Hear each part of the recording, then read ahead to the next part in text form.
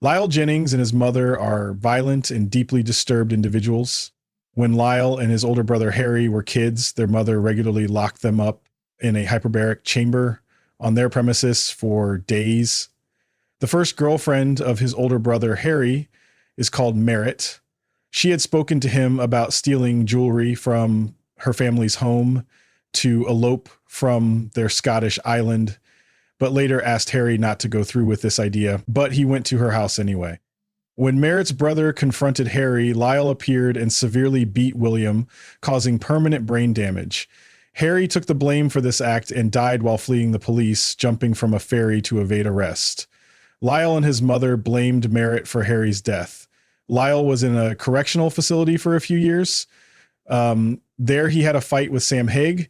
Many years later, they meet again, and Lyle kills Sam Hague. Lyle then stages the murder as a rock climbing accident. From then on, Lyle assumed his identity. He even begins a relationship with Merritt, who doesn't recognize him as Harry's brother. Lyle had been deeply obsessed with his brother and jealous of Merritt, yet felt disturbing, unrequited love for Merritt. Lyle gains Merritt's trust and then orchestrates her kidnapping from a ferry with the help of his mother. They intend to make her suffer and force her to admit guilt for Harry's death.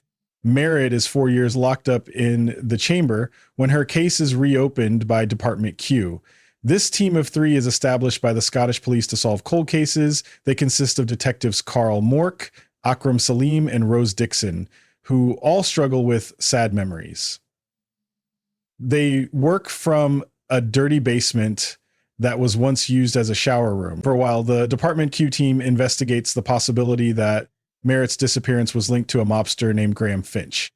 Merritt was the prosecutor to convict Finch for the beating to death of his wife. Merritt wanted to introduce Christy Atkins as a witness. However, Christy was prevented from testifying after Merritt's supervisor was blackmailed with threats against his daughter by Finch's associates. This led to Finch's acquittal. In the end, the detectives pieced together several crucial clues and uncover Lyle's involvement. They focused on drawings of a cormorant-adorned hat made by Merritt's nonverbal brother, which ultimately led them to the Jennings family's business. This was followed by the discovery of Lyle's double identity, as he had been impersonating the journalist Sam Hague. Finally, old video recordings from a correctional center surfaced, showing Lyle discussing his disturbing history with a hyperbaric chamber, directly connecting him to Merritt's method of captivity. In the climax, Lyle is shot and killed during the rescue attempt. Merritt is freed from the hyperbaric chamber, and Lyle's mother commits suicide in her car.